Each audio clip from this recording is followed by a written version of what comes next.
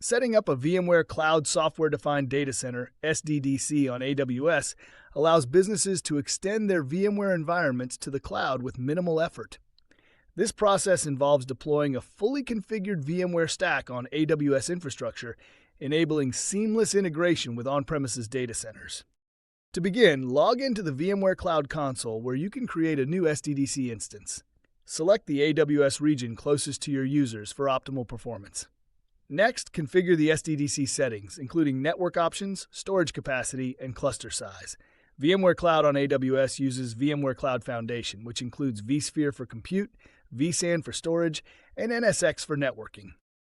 Once the SDDC is deployed, establish hybrid connectivity between your on-premises data center and AWS using VMware HCX or a VPN connection. This enables workload migration and ensures consistent operations across environments.